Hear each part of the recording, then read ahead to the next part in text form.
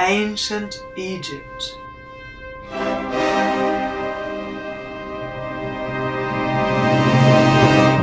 For millennia, it has captured the imaginations, hearts and minds of generations of truth seekers, eager to know who really built the pyramids, when they were built, and why they were built.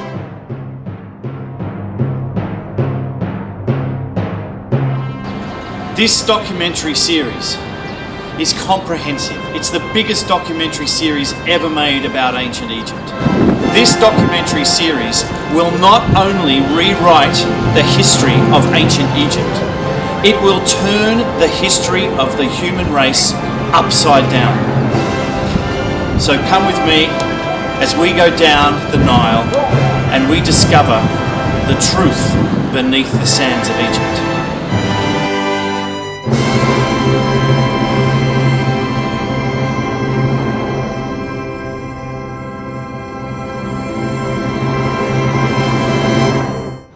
Ever since I was a child, I had a fascination with ancient Egypt. Any book, any documentary, I watched it, I read everything. But every time I saw it or I read it, something about what the Egyptologists were telling me didn't ring true. And for years and years and years, like a big jigsaw puzzle, I tried to put the pieces together.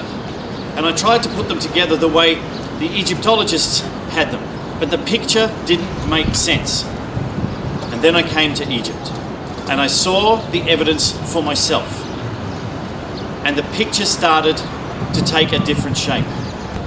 So come with me as we go down the Nile and we discover the truth beneath the sands of Egypt.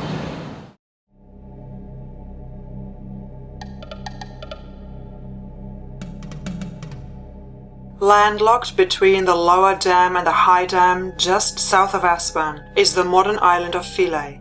Dating from the Ptolemaic era, when most of the monuments on the island were built, the name Philae is Greek and is, as the plural Greek name indicates, the appellation of two small islands, Palak and Syene, situated just above the first cataract. Together, they were not only one of the key trading posts between Nubia and Egypt, but also the cultural religious focal point as well. In ancient times, it was here, at the first cataract, that the Nile dropped 5 meters through a catacomb of hundreds of islands, rocks and swirling eddies for around 5 kilometers. The turbulent falls and churning white water of the rapids, for most of the year virtually impracticable to safely navigate.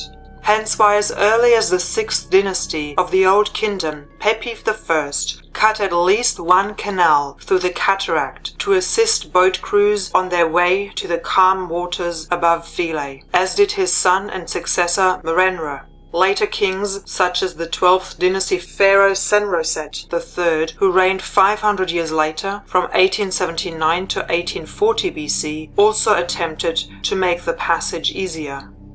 Despite that, or perhaps because of that, Philae was a stopping point in the trade routes from Nubia in the south to Egypt and on to Greece and Mesopotamia in the north and east respectively. The commodities exchanged between Nubia and Egypt reciprocally landed and re-embarked at various islands within the first cataract, including Palak and its companion Syene, modern-day Biga, and further downstream at other islands, including Sahel and Elephantine Island.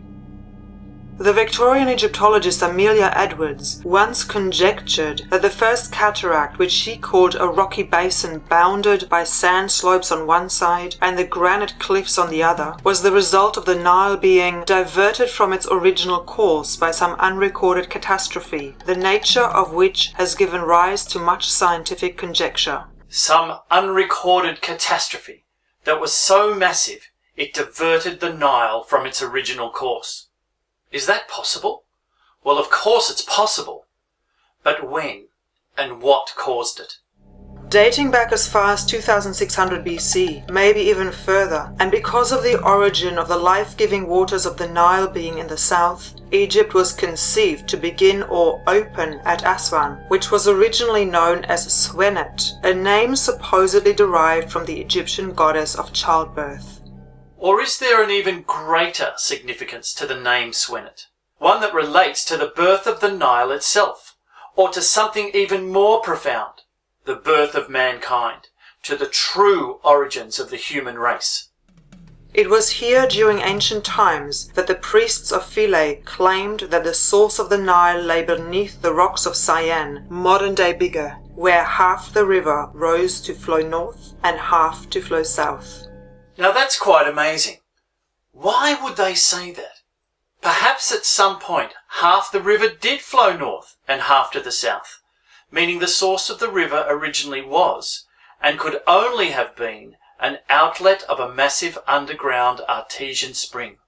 Could that be possible? Well, yes it is.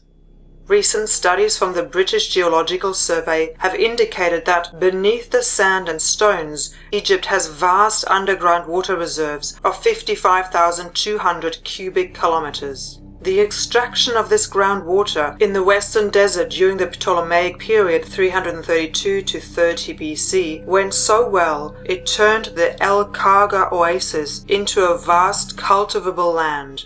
The artesian water was fully exploited during the Roman Empire 30 BC to 395 AD, especially in the Nile Delta, only to be left to deteriorate during the Byzantine period AD 395 to 638, with the establishment of the Christian settlements and the aggravation of large-scale mining. In a nutshell, Egypt's underground water reserves are so huge they equate to the total sum of flow of the Nile water for 3,400 years.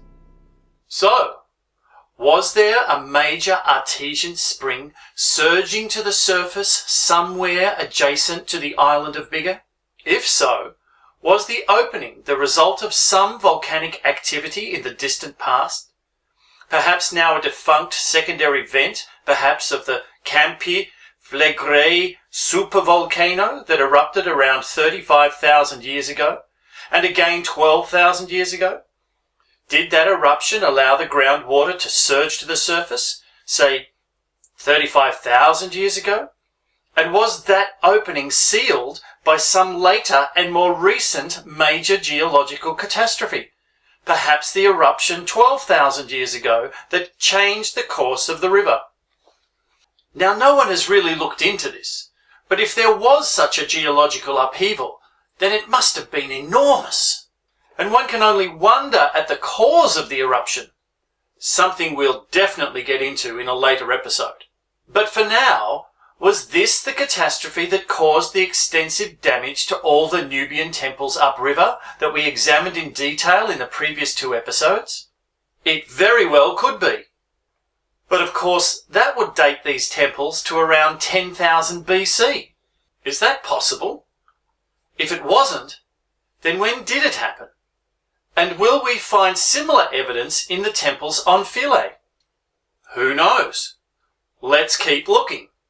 Let's start our exploration on Palak, the original location of the Temple of Isis, and see what other treasures and clues we can unearth.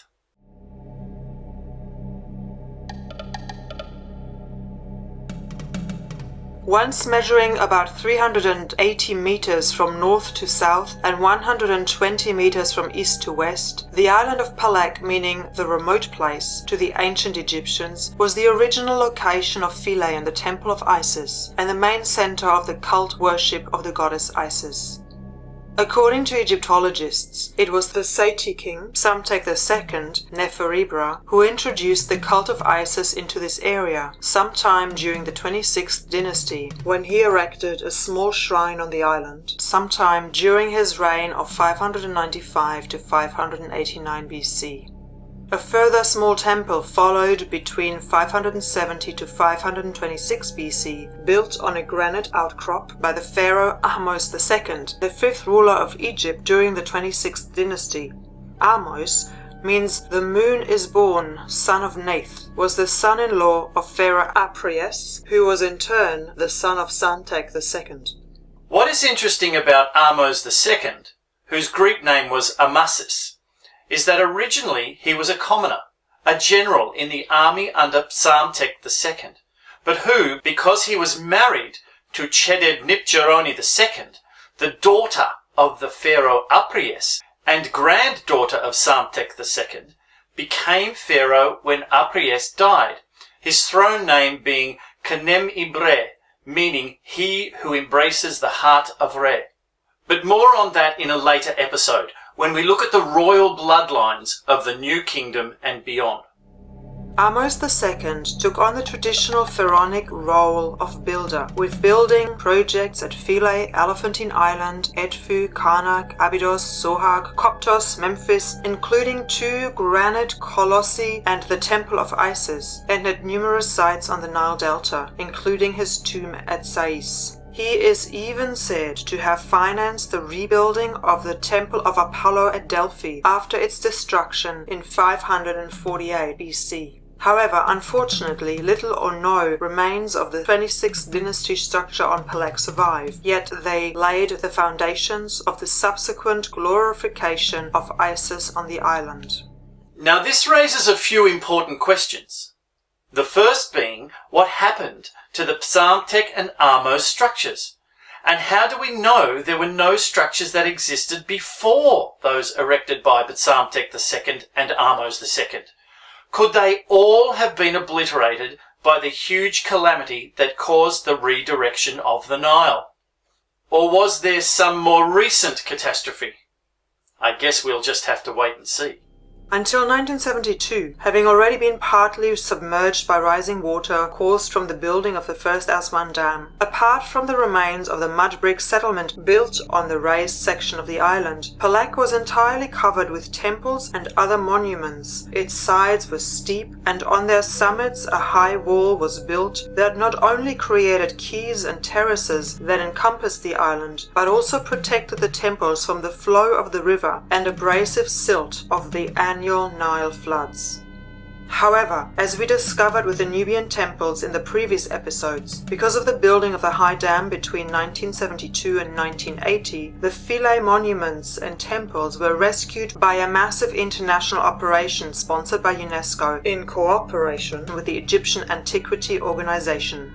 Firstly, the entire island of Palak was surrounded by a giant coffin-like reservoir, constructed of 2 rows of steel plates and filled with 1 million cubic meters of sand, so as to protect it from the rising water. Then, while the water was being pumped out, a new site about 400 to 500 meters northwest, on the nearby island of Aglika, was being carefully landscaped to make it resemble Philae as much as possible. Next, in a massive undertaking, the monuments were cleaned of silt and mud, measured and carefully numbered. Every building was then dismantled stone by stone, in sections, first the ceiling, then the walls. However, when they started to work on the removing of the floors, they soon discovered much older ruins under the floors that had been covered in sand and silt. Were these the ruins of the temples built by Psamtek II and Ahmose II in the 6th century BC? Or did they date back to the 18th dynasty? Or were they from even earlier? Who knows? And why were they buried in sand and silt? And was that sand and silt from upstream? Or was it from some other direction? And if it was so, from where? And why? So many unanswered questions. The stones removed, they were transported to Aglika and in the final stage re-erected in the same relative position as they were on Palak. And that's an interesting perspective, one that we shall take a greater look at later in the episode when we look at the relocated structures on the modern island of Philae. The original island also contained mud brick settlement remains on the northern part of the island, and to the east and southeast, which would have originally housed the staff that served the temple, but these structures were left to be flooded by the lake. I doubt any mud brick structures will have survived, but let's have a look at the remains on Palak and see if we can discern any clues. I'm standing on what remains of the island of Palak, or rather the coffin that was created around the island when they shifted it from here to the island of Aglika, about 1 kilometre away. And as you can see, the remains of the island circle around here, forming a type of lagoon. So the actual original temple is somewhere within the lagoon. When I say original temple, I mean the temple that was transferred, because clearly there was something here before then. And to find out what was here before then, sometimes we need to go into the waters and have a look around. A massive boulder complex dominates the largest section of the remaining isle. This is most likely where the mud brick structures were located. Although, with the rising waters caused by the high dam, they have clearly been swept away. When were they built? Who knows? But they could have been contemporary with anything from the Roman era forward. Although there is a cleft in the rocks, for all intent and purposes, looking to having some ancient function as a secret opening, inside there is just more natural rock and no inscriptions and no petroglyphs. I must admit, that's a little surprising. I would have thought that there would have been some petroglyphs at the very least. But no matter, there's plenty more to explore. Heading northward is a narrow sandy strip about 120 meters long, bound by numerous girders sticking out of the water, that curves around in an oval to form part of the original coffin that had been constructed to surround and protect the now submerged island of Palak from the rising water during the relocation. Left abandoned on the sand are numerous blackened columns. Now clearly they weren't part of the top layer of sandstone structures, because if they were, they would have been removed first. They were simply cast aside and left behind. What other evidence is still left behind beneath the water? Here's what I'm talking about.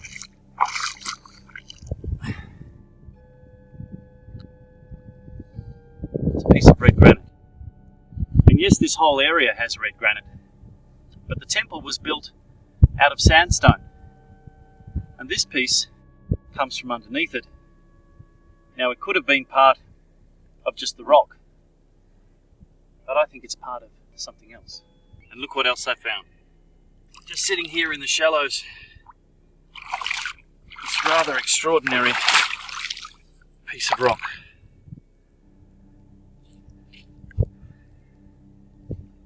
Now I don't know exactly what this is, but it's beautiful.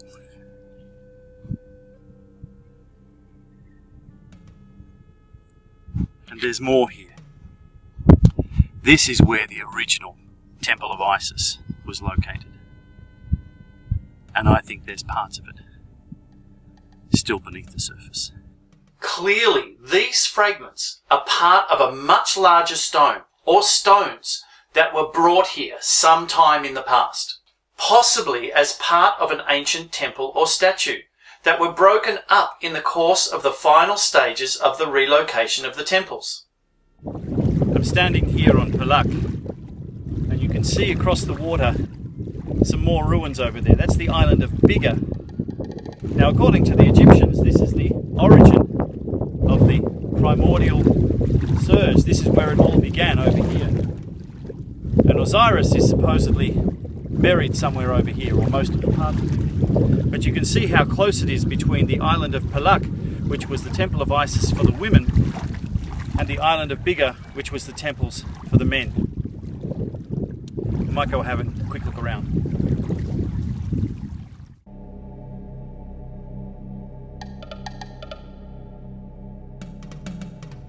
Across the water, around 80 meters east of Palak, is the large island of Biga, anciently called Snem, Sayin or Senmat. The name Sayin goes back to at least as early as the 6th dynasty of the Old Kingdom, 2306 to 2256 BC, and is said to be derived from the Egyptian symbol for trade or market. And it's from this name, Sayin, that the granite rock syenite, found in the stone quarries located here, derives its name. Syenite is a coarse-grained, intrusive igneous rock formed within the Earth's crust from the cooling and crystallization of magma. So, at some point in time, this was a pretty volcanic area. The seismicity and stress regime in the Aswan area is clustered in definite zones along the east-west Kalabsha fault. Is there anything more to this? We'll have to wait and see. To the ancient Egyptians, Biga was sacred ground, and believed to be the first land to have emerged from the primordial chaos, which would tie in with the artesian spring scenario. According to legend, the left leg of Osiris was buried here after his brother Seth had dismembered his body. Thus the earth on the island was considered to be part of his body, and a special sanctuary was built here in ancient times, the burial site itself apparently surrounded by 365 altars on which the priests laid daily offerings of milk. Only the priesthood of Osiris and the temple servants were permitted to live on the island. Normal people were prohibited, and it soon became known in Greek as the Abaton, or Forbidden Place. A holy island and the main cult center of Osiris, the ruins and rocks are inscribed with the names and titles of Amenhotep III, Ramses II, Psamtek I, Neferibra, Apis, and Amhos II, Amasis. Together with memorials of the later Ptolemaic and Roman rulers of Egypt, it was clearly an important location. If the island of Syene had temples dedicated to Osiris dating back to at least Amenhotep III, then surely the cult of Isis must similarly date back to the same period. And if it did, then surely there would have been temples dedicated to Isis back on the adjacent island of Palak as well. So what happened to them? Are they still under layers of silt and sand beneath the water? We'll have to see what evidence we can discover about that when we explore its replacement island, Aglika, the new Philae.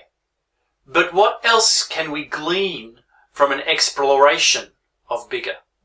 Satellite images of Biga clearly show the remains of many buildings and structures, particularly in the central part of the island, as well as to the northeast and northwest.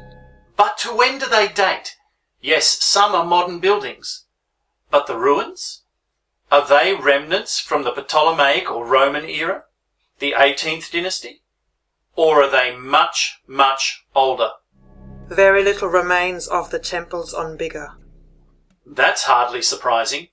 If there were temples on Biga at the time when there was an artesian spring sending the Nile in two different directions, then whatever calamity caused that artesian spring to be sealed and the direction of the Nile to change would surely have been so massive it would have obliterated most, if not all, of those original temples. But at least something remains. Its principal ruins on the eastern shore of the island consists of the ruins of a gateway and, several feet inland beyond a small clearing and almost completely covered in the jungle, the remains of a pro-pylon, two adjacent walls and two papyrus-topped columns of a temple, apparently of small dimensions but of elegant proportions, all made of sandstone and covered in hieroglyphs. We can't be 100% sure when the temple was built. But as it is made of sandstone, it would seem consistent with the ruins of the later Egyptian pharaohs, like Ahmose II or Nectanebo I, or perhaps even the Ptolemaic period. Behind the wall, stranded on the sand, is a very worn column of red granite. A very worn column of red granite? Given the island is made of syenite, one would think you would simply use the abundant local stone. But they didn't. Why not? One can only speculate where they brought the red granite from, when they brought it here, and for what purpose. Both syenite and granite are igneous rock. Syenite, with the average silicate content of 59%, as SiO4, has a general composition similar to that of granite, which has up to 73% silicate, as well as silicon dioxide, SiO2, as quartz. The main difference between the two stones being syenite is deficient in quartz. Okay, so both stones are rich in silicates, SiO4, but granite has quartz, SiO2. whereas syenite doesn't. Is there any significance to that? Well, I'm sure there is, but we'll get to that in a later episode. For now, let's just accumulate and examine the evidence that we have, like the columns. Columns have a habit of holding up ceilings, which in turn means walls. And to me, that means buildings. Not just buildings, but temples. Temples made of very, very old red granite. No, the word that springs to mind is ancient. These temples must be much, much older than the 600 BC timeline put forward by the Egyptologists. In fact, they must be even older than the 18th dynasty pharaoh Amenhotep III. Beyond the undergrowth is a barren hillside containing a cavalcade of massive red granite boulders around 6 feet long or more. Which is what you might expect if a massive calamity befell the island.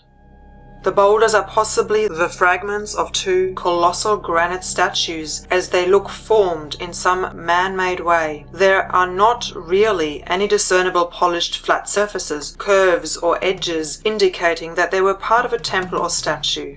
It doesn't mean that they weren't, just that their purpose can't be discerned. However, given there are so many, and their size, and that this island is made of syenite, and that red granite had to have been brought here for a reason, they may well be part of a massive temple. But what happened to it? Not only to destroy it, but also to cause such an intensive deterioration of the red granite itself. Higher up on the slope are 2 shaped rectangular red granite blocks with petroglyphs of human figures and possibly faded reliefs of cartouches carved into the surface. Now, if they are petroglyphs, then that really sets the cat amongst the pigeons. And who or what do the figures represent? Because that might set them back to the earliest dynasties, or even to pre-dynastic times, which was exactly what the ancient Egyptians themselves indicated. Maybe this island was the origin of all life on the Nile.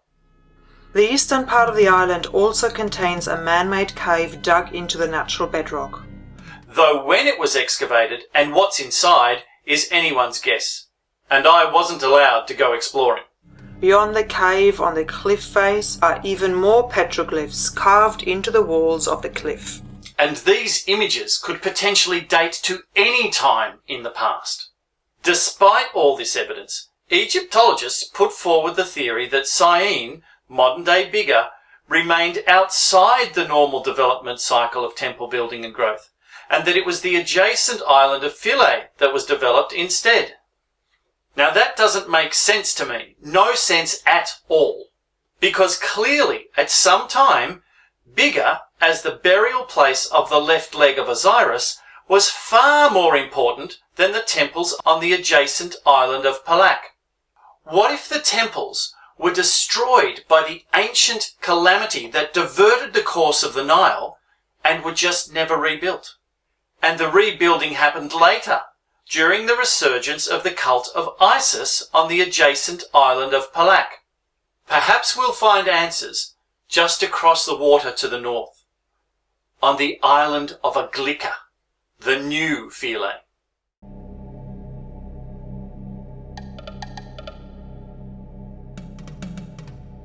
With the building of the old dam from 1899 to 1902 and subsequent upgrades between 1907 and 1912 and again from 1922 to 1933, the water level of the Nile was progressively raised and the temples and structures on Philae were increasingly flooded and submerged. As a consequence, the colors of the reliefs were almost completely washed away, along with the palm trees and all other greenery on the island. In their place, the walls and stones of the Philae temple soon became unstable, encrusted with silt and other debris carried by the Nile, and the island became little more than a collection of deteriorating temple ruins covered with sludge, silt, and aquatic incrustations. It was not until the proposed building of the High Dam in the 1950s and the 1960 UNESCO rescue project that the temples on Philae were resurrected from their watery grave.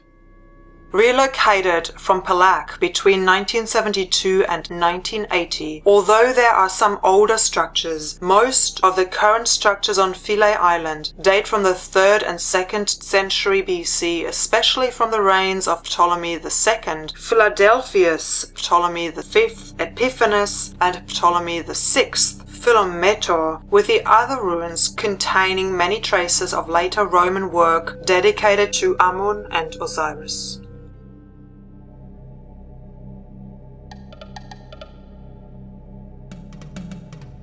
Arriving via a dock on the southeast part of the island and heading left, one first passes the hall or kiosk of Nectanebo I, the founding pharaoh of the 30th and last dynasty of the native rulers of Egypt.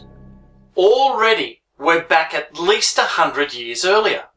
The kiosk is dedicated to Hathor, and though little of the hall remains, it still has a few screen walls linked by graceful columns. 6 of the original 14 Hathor-headed pillars still remain, her instantly recognizable image gazing down from above. About 2 meters high, the screens between the columns are carved with reliefs, showing Nectanebo sacrificing to the gods. Each screen is crowned with traditional concave cornices decorated with rows of cobras, the uraeus serpents, which appear on the pharaoh's crown.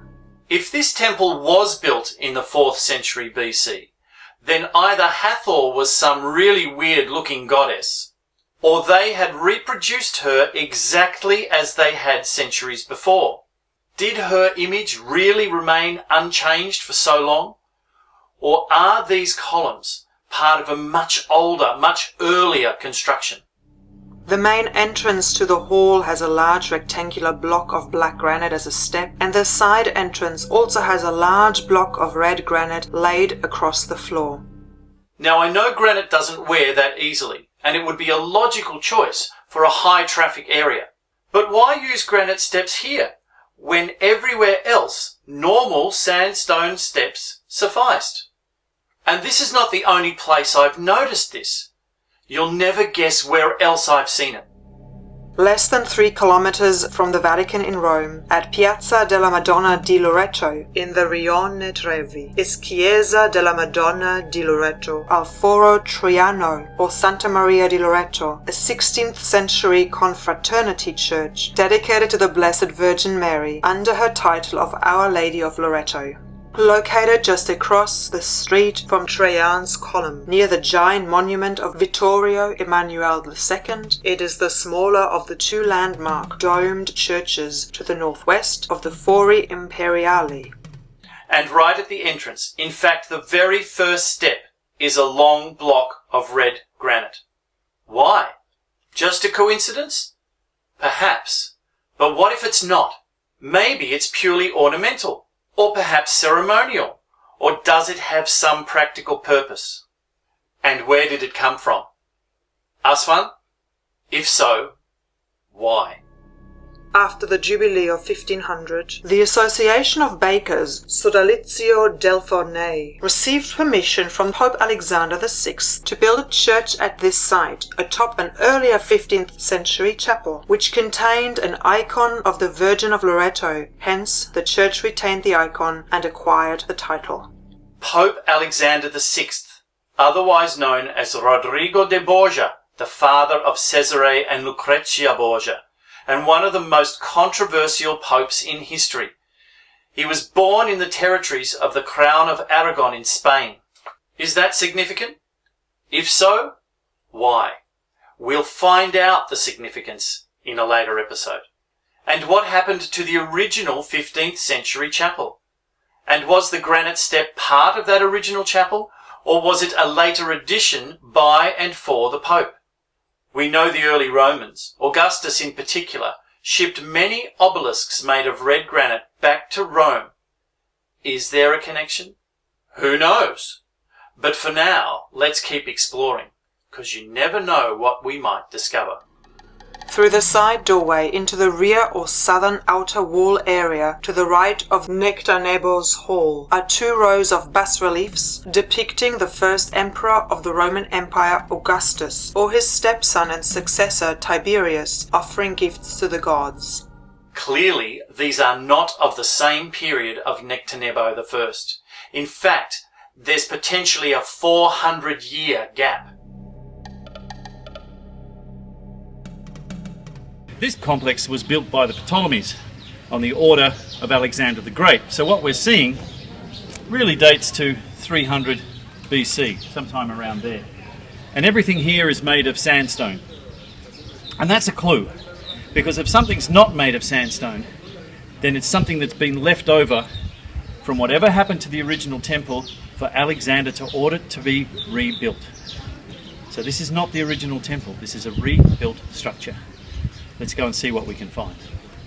Turning northwards, the Hall of Nectanebo opens into a glorious large outer courtyard, about 100 meters in length, that dates from the end of the Ptolemaic period to the reign of Augustus. It is flanked by two long colonnades, one to the west and a shorter one to the east, that lead up to the impressive first temple pylons. There is a distinct lack of symmetry in the positioning of the colonnades, with the eastern line of columns encroaching into the courtyard. Why? It seems at total odds with the attention to symmetry and detail exhibited by the ancient Egyptians. Symmetry, balance, and harmony seemed pivotal to the ancient Egyptian thinking. It just doesn't look right. The western colonnade is the more complete of the two, retaining 31 of the original 32 columns. Why were there 32 columns? In Freemasonry, there are 32 degrees before one attains the level of Grand Master. Is there a link here in stone connecting the ancient Egyptian mystery schools to the modern Freemasons? Each of the columns stands about 5 meters high, with the tops or capitals all with different designed floral or papyrus carvings, no two being exactly alike. Is there any significance to that? One might speculate there could be, but who knows? Most of the columns contain reliefs of Tiberius, offering gifts to the gods. While that certainly dates the carvings, it does not necessarily date the columns themselves. The columns from the Hall of Nectanebo are very similar, and it looks as if they should have all been in a nice long line up the western face. It certainly would have made architectural and aesthetical sense. But instead, the Nectanebo columns are laterally displaced. Had they once all been in a line with the western colonnade, and the hall moved at some time? That's what it looks like. And again, why use 2 blocks of granite as steps, when there are none elsewhere in the temple?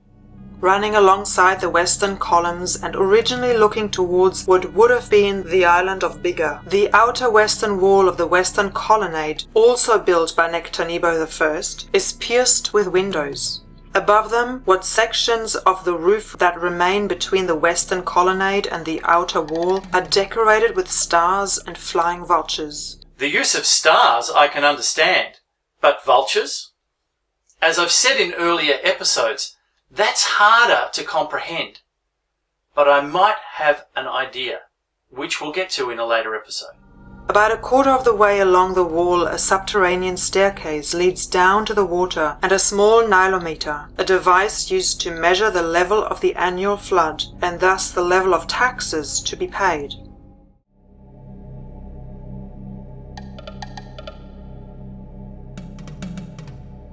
Opposite this, to the east and just north of the Hall of Nectanebo I, sits the Temple of Asnuphis, or Nufa, an obscure Nubian lion god, revered as the companion of Isis.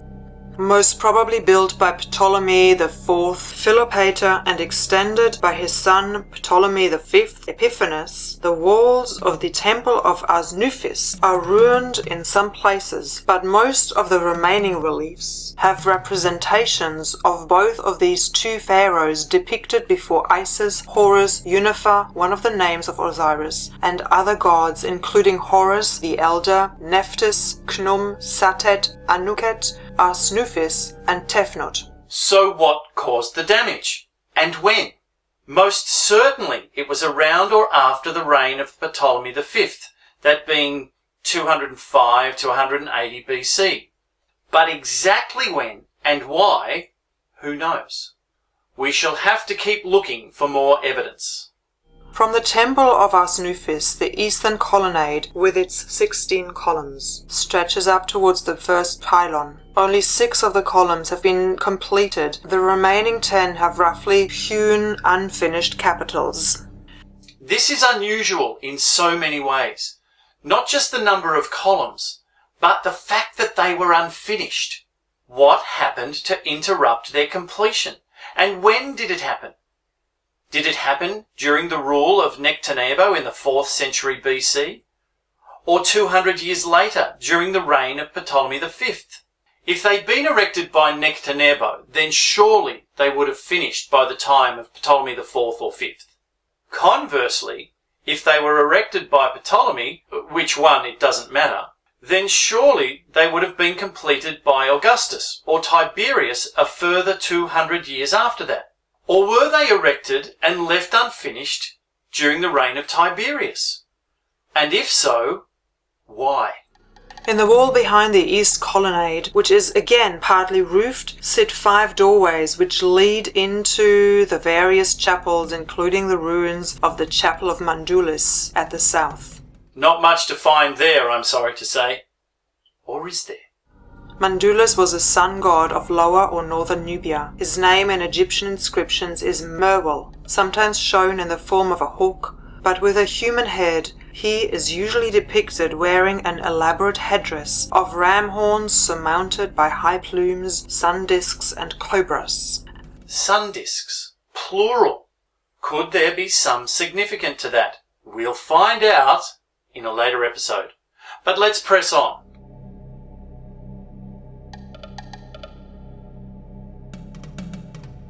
At the northern end of the colonnade is the Chapel of Asclepius, or Temple of Imhotep, the deified vizier and architect of the 3rd dynasty pharaoh Djoser. The chapel was probably built during the Ptolemaic period, as it contains images of Ptolemy V Epiphanes, depicted before the god Asclepius, son of Apollo, and the Greek version of the ancient Egyptian god Imhotep, the son of Ptah. There are also images of Asclepius Imhotep as the bringer of the Nile inundation. This is all very curious, and something that the Egyptologists have just not addressed. Here we have a temple dedicated to a one-time 3rd dynasty Egyptian vizier, who becomes, in the time of Ptolemy V, over 2,500 years later, deified as a Greek god who is the equivalent to the son of Ptah. What are the connections? And how does that worship transfer both between the two countries and over such a long period of time? We'll get to that in a later episode, but for now let's just keep examining the evidence.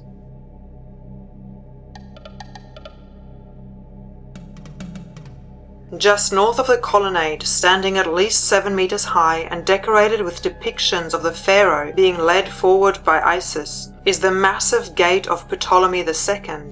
The gate and the whole eastern colonnade built in such a way as the line intersects the first pylon and obscures its reliefs. Now, why would you go to the trouble of carving such massive important reliefs on the front of the pylon, and then build a huge gate and colonnade to obscure them? Or conversely, if the colonnade and the gate was already there, which I doubt, why would you carve on a wall behind it where it couldn't be seen?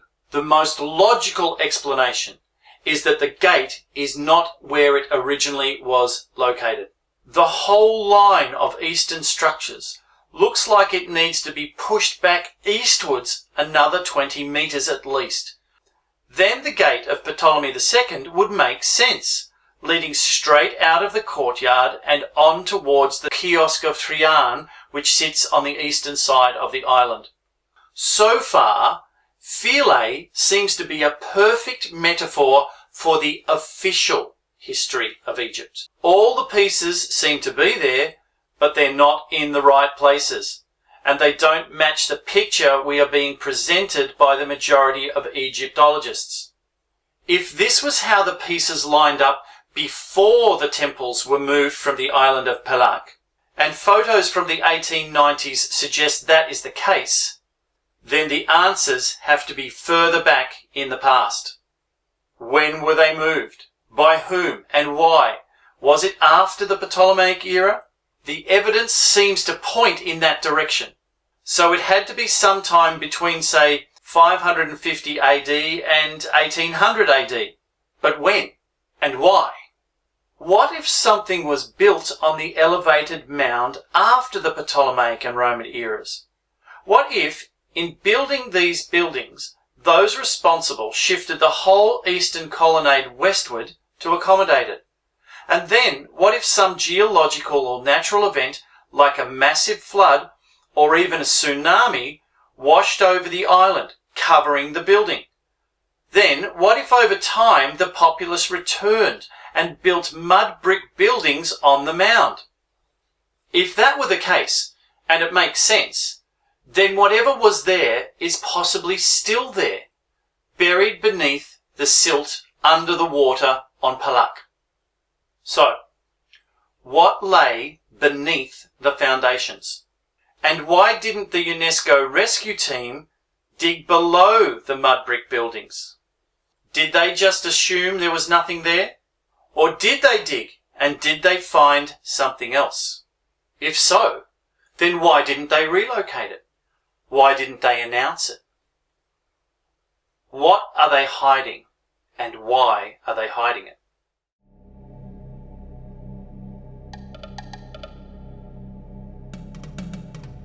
Just before the main gateway of the first pylon are two Roman-style lions about 4 foot tall, carved from pink granite and sitting guarding the entrance.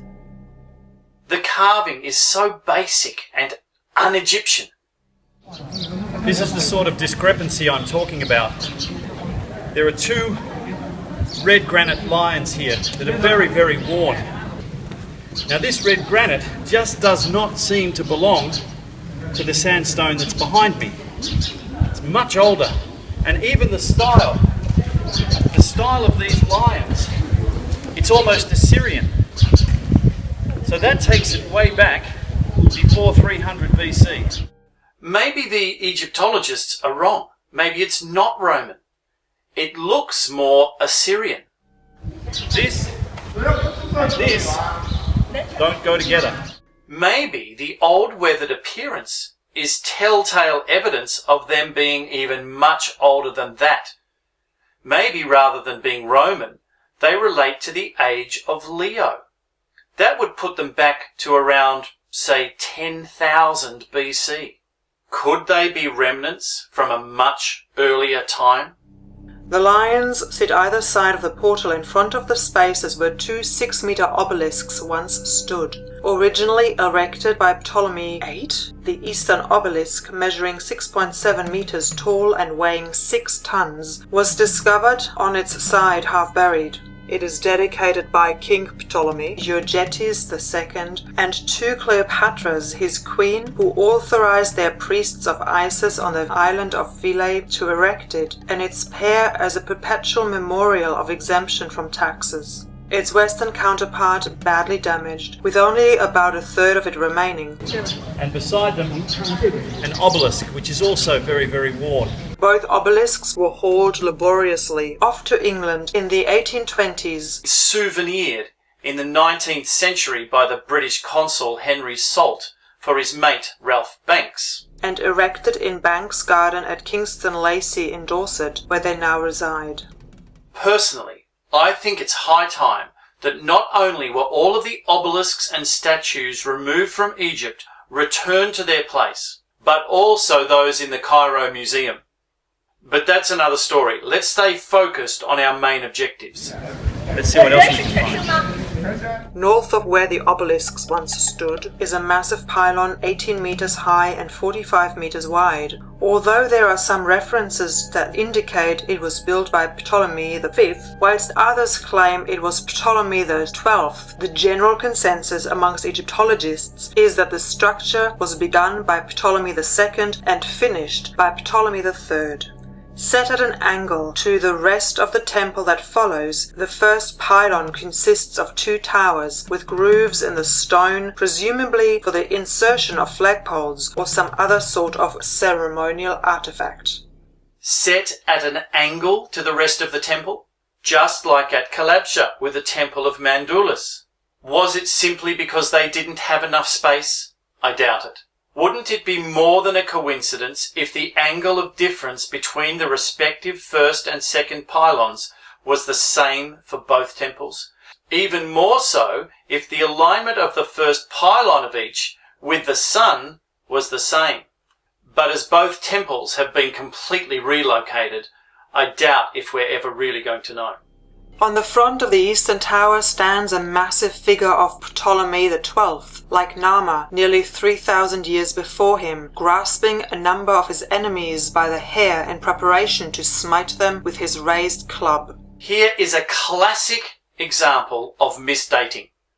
Those Egyptologists who dated the pylon to Ptolemy XII did so because of this massive relief, but failed to read the fine print and realized the relief was a later addition, 200 years after the pylon was first begun by Ptolemy II. Which raises the question, why was the eastern tower left unfinished? Or did it collapse and it had to be rebuilt later by Ptolemy XII? Standing to the side observing the smiting are Isis, Horus and Hathor. Above this are 2 reliefs. In one, Ptolemy XII presents the crown of Upper and Lower Egypt to Horus and Nephthys, and in the other he is offering incense to Isis and a younger Horus. There are similar reliefs on the western pylon, though they are badly damaged, most probably by the early Christians, although you can still make out the image of one of the Ptolemies, say Ptolemy II, doing the smiting, while the approbatory gods, Osiris and Isis, look on in support. It's hard to be sure because someone, probably Ptolemy VI, inserted a huge 5-meter doorway in the middle of the main relief, as his reliefs line the entrance. Perhaps the massive gateway and doorways in the pylons were made so tall for ceremonial reasons, the carrying of biers or flags. But maybe they were built for giants, like Nama, 12 to 16 feet tall. In any case, clearly this doorway was inserted after the original carving of the Ptolemy II reliefs. But why? The 2 towers are joined by an 8-meter tall center doorway. And who needs a doorway 8 meters high? Unless you were a god, say 20 feet high. Was this doorway built to welcome and accommodate the gods? In the thickness of the gateway of the first pylon are reliefs of Nectar Nebo in the presence of various gods, including Isis. Meaning the gateway itself, although we can't be 100% certain, was more than likely built by Nectar Nebo, and that predates the surrounding towers by maybe 100 years. It most likely being built at the same time that he built the small hall at the beginning of the approach to the main temple. The simple question is, why? To either side of the gateway, Coptic Christian crosses have been carved in the sandstone, and on the right is a French inscription from around 1799, recording the victory of General Desai over the Mamelukes. Carved into the walls are reliefs of Nectar Nebo in the presence of various gods such as Isis. Reliefs of Nectar Nebo? That means that the gateway dates back to between 100 and 300 years earlier than the main pylon. Clearly the towers of the pylon were built around and over some other structure. Thankfully we have other carvings on the stone, because if we didn't, the so-called experts would propose that the doorway was inserted between the 2 towers by the French in 1799.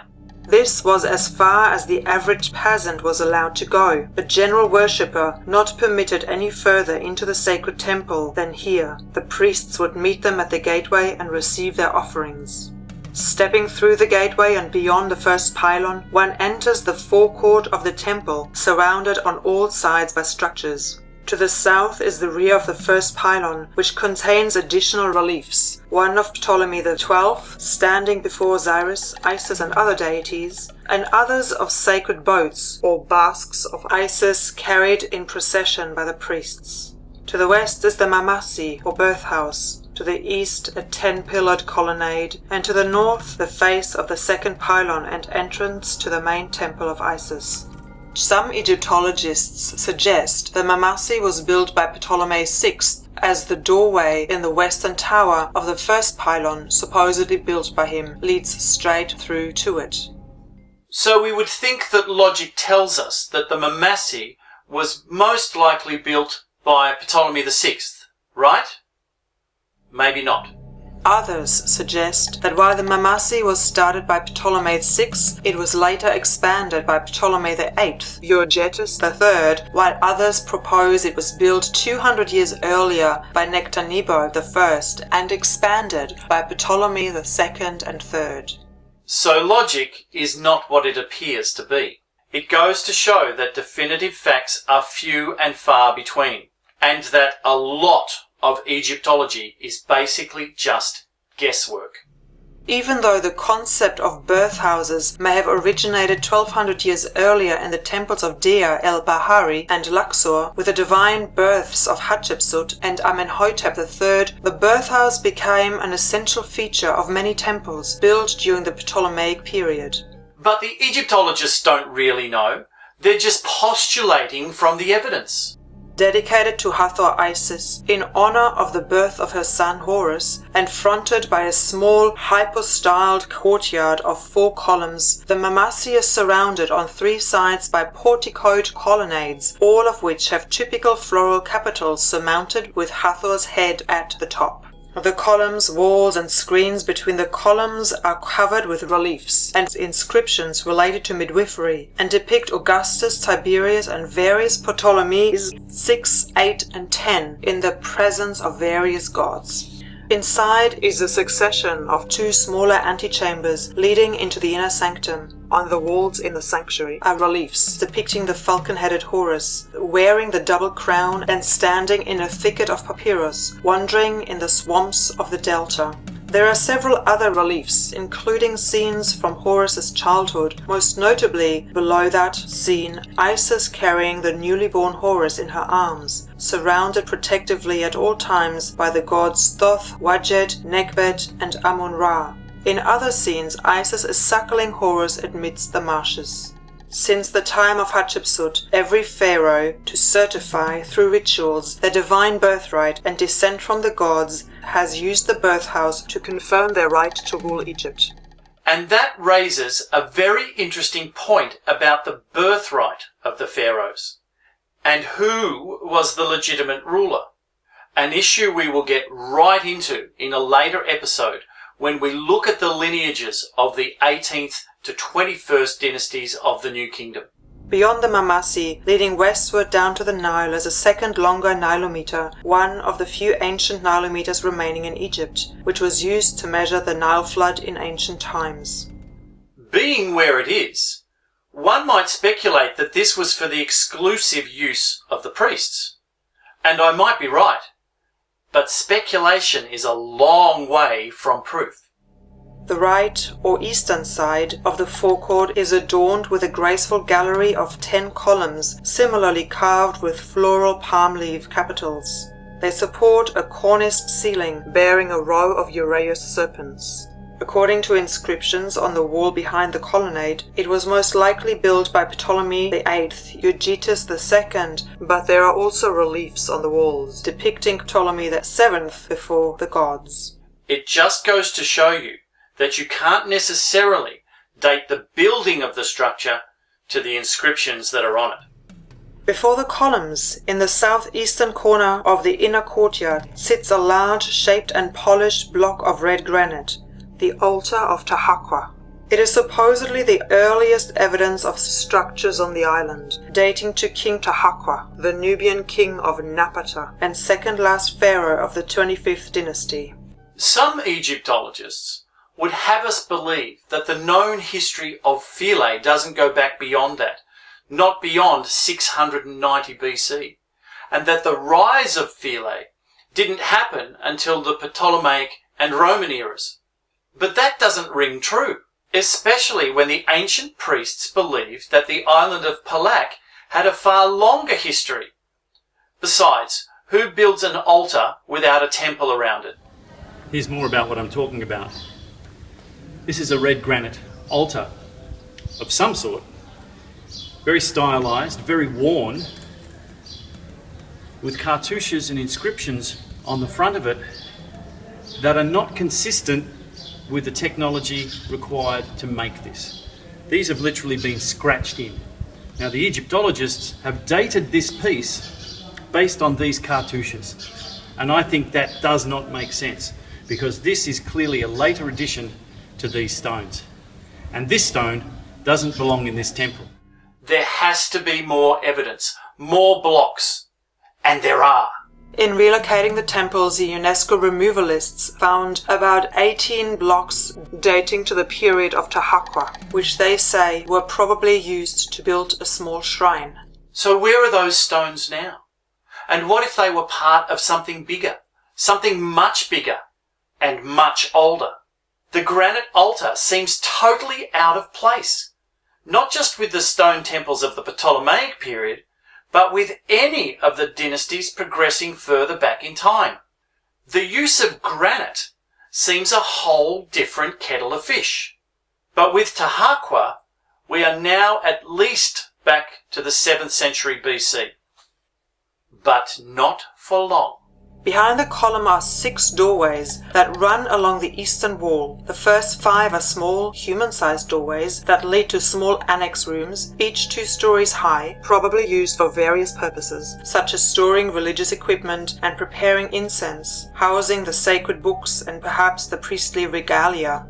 One of them is dedicated to Thoth and contains images of him on the walls, albeit in his guise as an ibis, and baboon, and was probably a scroll room or library containing sacred books. The 6th ceremonial doorway is around 5 meters high and leads out towards the east of the island between the Temple of Hathor and the Kiosk of Trajan. That seems strange. That does not make sense to me. A ceremonial door should lead directly to something, just like the gate of Ptolemy II leads to the kiosk. This doorway, again 5 meters high, leads to a vacant lot between the temples. Surely it would make sense that it led directly to the Temple of Hathor. Maybe it too has been moved sometime in the past. Who knows? Maybe the whole island of Palak was itself the subject of reconstruction after a massive catastrophe. Perhaps the one that was so catastrophic it changed the direction of the Nile. But have a look what I found over here. The northern wall of the forecourt is formed by the 2nd pylon, which, although it has been constructed in alignment with the remainder of the temple, as has already been noted, is set at a different angle to that of the 1st pylon. At the base of the eastern tower of the 2nd pylon is a large natural chunk of grey granite, about 4 meters long and 3 meters high, shaped and smoothed to form an oval stela, and incorporated as part of the pylon wall. This is a massive piece of black granite. Must have been important because they built the temple around it, and even when they transported it, it was important to transport this. Now this is something quite extraordinary. The question is, was this part of the original foundation on the island of Palak? And was it transferred to the new island of Aglika with the rest of the temple? Or was the pylon just rebuilt over the top of it? In either case, why would anyone do that? Why not just mine and quarry the granite and remove it for some other purposes like the altars? Or even shape the rock into a rectangular stela and make the wall construction of the pylon much easier? There must have been some significance to retaining the granite, and either to the position of the stela or to the oval shape of the stela, or both. Most likely part of the granite foundation of the original island of Palak. This protruding stone was carved into a stele known as the Famine Stela that contained reliefs of Ptolemy VI Philometor and his queen Cleopatra II standing before Isis and Horus.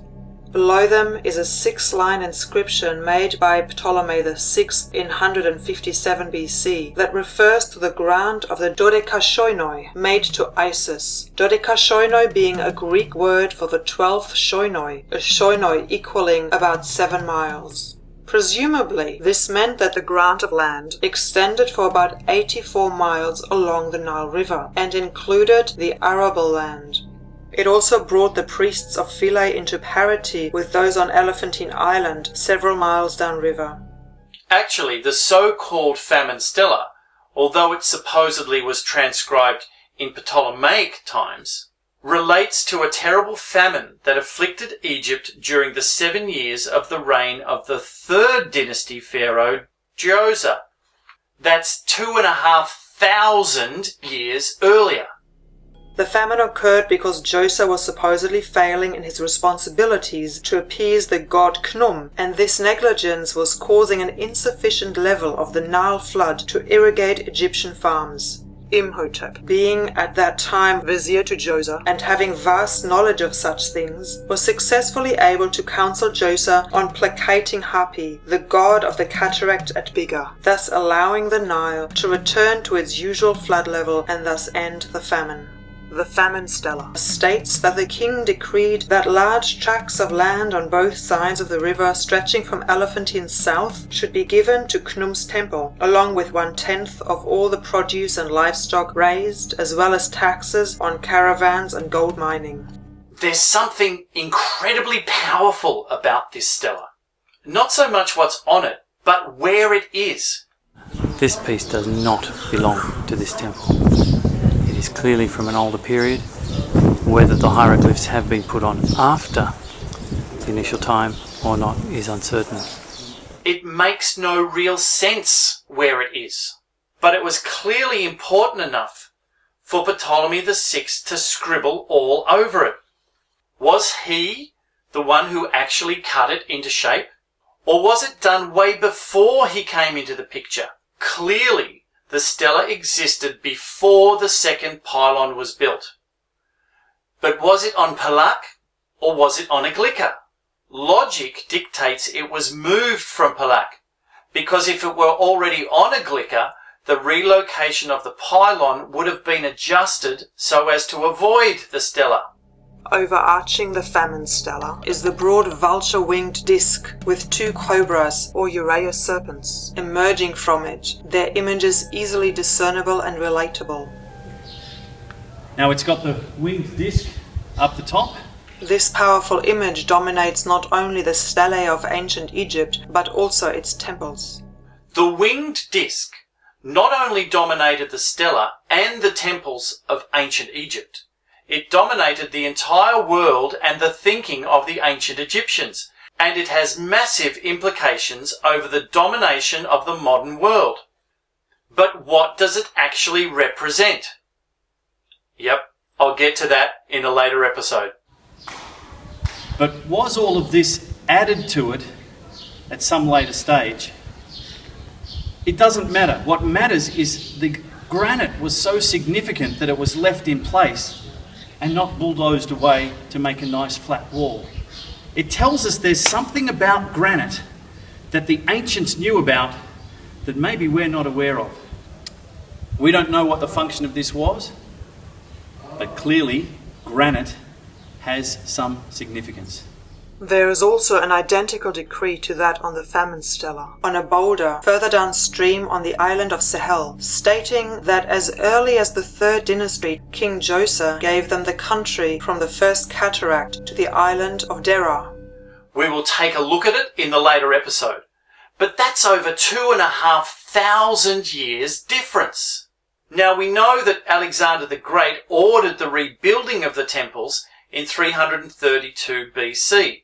So is the Famine Stela really attributable to Ptolemy VI?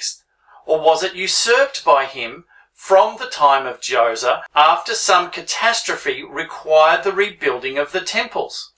Are the two stelae contemporary with one another, or is one a copy of the other made 2,500 years later? There's much about what we've been told about the famine stela that doesn't add up to the actual evidence. There has to be more to it. We'll dig deeper when we get to Sahel. In the meantime, there's more to be found on Philae. In the northeast corner of the courtyard, in front of the second pylon, and particularly obscuring the famine stela, are the ruins of a small Roman chapel erected at the slight angle to the wall and to the outer entrance. It's not just in front of the pylon, but smack bang in front of the stela, obviously erected subsequent to the granite being carved. So much so that when the Christians came here later, they built this little room in front of it. Was it done to conceal it? Or was it built there because of the importance of the location? Or perhaps because of the granite? Now, there's a history of the Christian church claiming sacred sites, building on the top of previous civilizations and their energies. Smack bang on the top of ancient, sacred, pagan sites and claiming them. Is this another case of spiritual acquisition? The chapel is now virtually demolished, the foundations of the wall all that remain. Where are they? Shouldn't the walls have been back on Palak before it was all relocated? Were the walls of the chapel and the ceiling harvested at a later date to build something else? Or maybe they were just demolished to reveal the stela. One thing we can be sure of is they didn't just get up and walk away. Let's go inside, see what else we can find. The towers of the second pylon, supposedly built by Ptolemy VI, although some Egyptologists suggest it was Ptolemy VIII, Eugetes II, it is smaller than the first, standing about 32 meters wide and 12 meters tall, both towers containing grooves in the stone for the insertion of flagpoles or some other sort of ceremonial artifact. That the first pylon is larger is no real surprise, as it was built by a later pharaoh, and is simply one-upmanship. But the altered angle first pylon is a totally different matter. And we've seen this before in a previous episode when we examined the pylon of the Temple of Mandalus on New Calabsha. There must be some significance as to why they are different. Is it because of some different alignment with the sun, or is there some other reason? Again, they just don't know. One thing's certain though, it's not an accident. The towers of the second pylon have similar reliefs to the first pylon. The reliefs on the western tower, though severely defaced and partially obscured by the rear of the Mamasi, show Ptolemy XII offering incense and dedicating sacrificial animals to Horus, Hathor and other gods. Above this are two small reliefs, horribly mutilated, depicting the king presenting a wreath to Horus and Nephthys, and offering incense and pouring water on an altar in the presence of Osiris, Isis and Horus. The vandalism is extensive, specific and methodical, Egyptologists attributing the damage in the first instance to the zeal of the early Christians and afterwards to the invading Islamic Byzantine court and their culture of the destruction of heathen images. On the right tower, or eastern tower, there are small scenes, but in a much better state of preservation. So why would you deface the images on one tower, but not the other? Were they interrupted? A change of heart, perhaps? Hardly likely. If it was the early Christians, then surely they would have defaced the eastern temple first, as it was the backdrop to the small Roman chapel. If it was the Muslims, were they the ones who pulled down the Roman chapel? Why? And if they did, why didn't they deface the eastern pylon? On the lower part of the eastern tower is a large figure of Ptolemy XII, dedicating sacrificial animals to Horus and Hathor. Why are the reliefs of Ptolemy XII, if the pylon was built by Ptolemy VI, even Ptolemy VIII? It would mean at the very least the reliefs were added around 100 years after the pylon was built. That doesn't make sense. And if the first pylon was built by Ptolemy XII, doesn't it make sense that he simply usurped the second pylon for himself? High above that are two smaller reliefs, the one on the right depicting the pharaoh presenting a garland or wreath to Horus and Nephthys, and on the left the king offering incense to Osiris, Isis and Horus and pouring water on the altar. How do they know that it's water? Couldn't it just as easily have been a fragrant oil? Pouring water would imply it's being washed. Pouring oil? That is being anointed. On both pylon towers are additional Greek inscriptions, partially destroyed by Egyptian reliefs, that intersect and cut across them. Do they date to, and are they part of, the Ptolemaic era?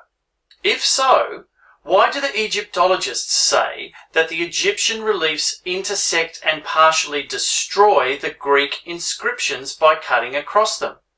Wouldn't it be the other way around? Maybe the pylon was constructed by usurped stones from an earlier structure, or rebuilt after something had raised it to the ground. When the second pylon was disassembled for relocation and the stela faithfully transferred to the new island of Aglika, along with the rest of the temple, the rescuers found about 300 decorated blocks from an earlier temple built by Amhos II in the foundations and under the hypostyle hall. This small temple apparently consisted of 3 rooms, the last of which was a sanctuary. This sort of evidence, along with the evidence on Biga, clearly supports that there was a substantial presence on the original island of Palak, dating back to at least the 6th century BC. So either the temple was destroyed by a natural disaster sometime after the reign of Ahmose II, or it was knocked down by Ptolemy VI or the 8th to make room for the building or expansion of the Temple of Isis, in particular the hypostyle hall and second pylon. Did the UNESCO people think to dig down deeper than the Ahmose temple? If they did, what did they find? And what happened to that ancient temple? Did they donate it to another country? Where are the stones? 300 decorated stones would have a hell of a story to tell. The island of Philae is becoming more and more of a mystery. Perhaps the answers are inside the temple. An inclined plane of shallow steps leads to a massive gateway, again about 5 meters high, that stands between the 2 towers of the second pylon. None but the priests and royalty were permitted beyond this doorway. If none but the priests and royalty were allowed this far, then why the need for such a massive entrance? Was it purely for show? Or was it first and foremost for practical reasons? Within the doorway are more reliefs, particularly of Ptolemy VIII Eugetes II, before a series of gods. Unfortunately, the reliefs are greatly defaced, including on the eastern side of the doorway a much larger inscription, circa 380 to 390 AD, to the Christian bishop Theodorus.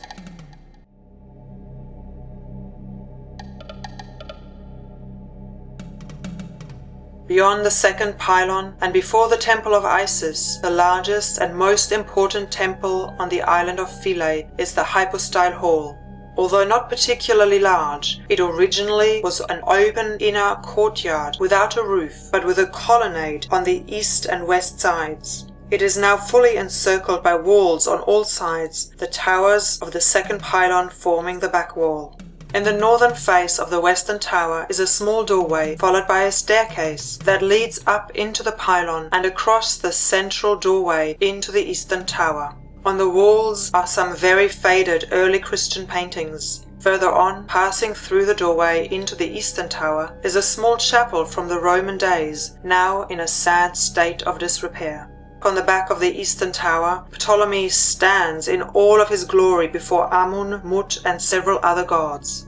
Below him, a small doorway leads to a room containing reliefs of Ptolemy IX, Sota II, before Isis, Hathor and Horus. Other reliefs show his queen and Princess Cleopatra standing before Isis. A further small doorway, over which there are various gnomes of Ptolemy, leads again upwards, this time to the roof of the eastern tower. The courtyard itself at one time had a colonnade on its east and west sides, but today only contains 10 ornate columns, their reliefs for the most part intact. The remaining pillars are arranged in groups, their capitals formed as lotuses, papyri, or palms. So how did the missing pieces of columns escape the hall? No matter what event happened, earthquake, flood, attack by marauding wild pygmies, the sections of column would have been on the floor in the hypostyle hall. So where are they now? Clearly they've been removed. But by whom? And when? And to where? More dilemmas.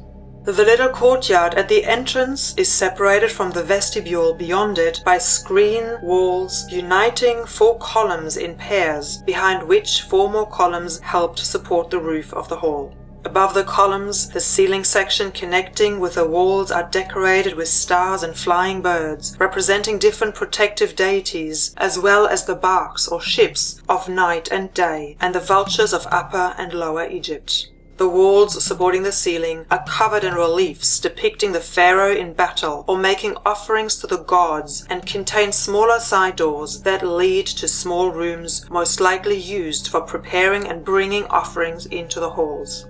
The only windows in the temple walls are narrow and set high up in the wall just below the ceiling, whilst on the lower parts of the temple walls are depictions of different plants that grew in the marshes. Some Egyptologists propose that this hall is a symbolic representation of the conditions at the beginning of creation, of the Zeb Tepi, the first time, the great primordial swamp from whence the primeval ground had emerged and the gods first appeared. I thought that the primeval waters was across the water on Syene, but if this was also a reception area of the gods, it was not an area of worship for all, just the priests, high officials, and the royal family. As little as 100 years ago, these sharp scenes were all richly decorated with exquisite painting reliefs depicting deities and religious symbols. The brilliant colors of the columns, walls, and capitals vibrant in the clear sunshine and set against the bright blue skies of Upper Egypt. Now the vivid color that once adorned the hall are completely gone, washed away by the action of the floodwaters caused by the building of the first Aswan Dam. On the east side, the reliefs have been replaced by Coptic Christian crosses, before which a Christian altar was erected sometime around 500 AD. At that time, this area of the temple was converted into a Christian church. In fact, there were several churches dedicated here, including one to the Virgin Mary, the standard Christian substitute for Isis, and one to Saint Stephen, a highly appropriate replacement for Herodotus or Horus. The altars have obviously been moved, all of them, and probably many times, reused, repositioned, and it would be fair to say that they have witnessed over 4,000 years, possibly more, of the best and worst of mankind, and yet they still stand strong, their secrets held within them, within their very atomic structure. If only we could somehow tap in to that knowledge. On the right side is a doorway leading to a room that contains another inscription to Bishop Theodorus, made during the reign of Justinian, 527 to 565 AD, claiming credit for his good work. A similar inscription above the door commemorates an archaeological expedition sent by Pope Gregory XVI to Philae in 1841. Now that's got my attention. As I said in the last episode, what were the Vatican doing sending an archaeological expedition to the island of Philae in 1841? I know there's all sorts of speculative connections through the Vatican and the Catholic Church to the Knights of Templar and the Rosicrucians, and that those groups in turn lead back to the ancient mystery schools. But to send an archaeological expedition here in 1841, what were they looking for? What were they hoping to find? What did they find, and why don't we know anything about it? Is the truth locked away in some other underground vault, beneath the catacombs of the Vatican perhaps? One thing we can be certain of is the more we keep digging, the more we're going to find. The floor of the courtyard slopes gently upwards, along the processional route through the temple hall and towards the innermost sanctum where the gods resided and awaited. Some Egyptologists suggesting that the reason the floor slopes away from the main temple and out through the hypostyle hall was to recreate the flowing of the first waters of the primeval marshes. Well, marshes don't really flow, that's why they're marshes. Perhaps the floor just sloped away for a simple, basic reason. Drainage. With all that stone around, the rain had to drain away somewhere. Better away from the temple than back into the temple, thus flooding the inner sanctum. Walking up the slope of the courtyard of the hypostyle hall and into the small vestibule that follows, one enters the Holy of Holies, beginning with 3 small antechambers, each flanked by dark rooms without windows. Most of the reliefs depict various Ptolemies, such as Philadelphus and Euergetes II, and Roman emperors such as Augustus, Tiberius, and Antonius Pius, all making offerings or performing other ritual acts. That in itself covers a time frame of nearly 450 years, from 285 BC, covering 12 Egyptian pharaohs, to 161 AD, and as many as 15 Roman emperors. How can 3 small rooms be dedicated to so many rulers? On the eastern side sits another red granite altar, this one with a large Coptic cross crudely carved into the front of it and a hollow carved into the wall behind it. It's pretty obvious that the Christians hadn't brought the red granite altar with them. Rather, they found it in the existing temple and appropriated it for their own use, claiming it by crudely carving a Coptic cross on the front. It just goes to prove that just because the stone has an inscription indicating one date, that the stone it is on is attributable to the same date. For example, if I scrawl my name and today's date on the Empire State Building, it would not necessarily mean that I built it or that it was built today. And this seems to be a common feature of the stones on the island of Philae. The reliefs and inscriptions don't always correlate to the building of the structures on which they were inscribed. And this is probably the safest approach to correlating the dating of any statue, altar, or building in Egypt with any inscriptions on them.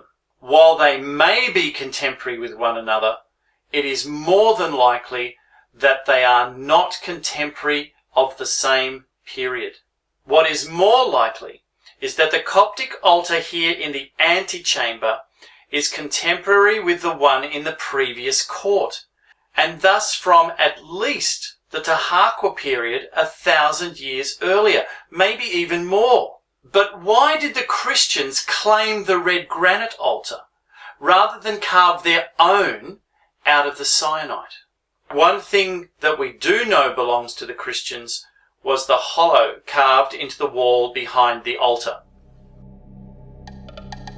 To the western side of the vestibule is a small room with a staircase that leads up to the roof, where surrounding the sanctuary are the Osiris chambers, a standard configuration during the Ptolemaic period of a series of chapels and/or chambers sunk well below the level of the roof at each of the temple's 4 corners. Within the chambers, the story of Osiris is everywhere, rich in its symbolic imagery and particularly in 2 of its innermost chambers. The first room shows several post-mortem scenes of Osiris. In one, the jackal-hatted Anubis stands by the funeral bier of a naked Osiris. Isis and Nephthys were beside a bier containing Osiris's naked body, with Isis and Nephthys kneeling beside, bewailing the dead Osiris. Another has the frog-headed Heket and the falcon-headed Harsius, Horus, standing by the bier, under which are 4 canopic jars containing Osiris's visceral organs. On the remaining walls, a priest is pouring consecrated water on the corpse of Osiris amongst marsh plants.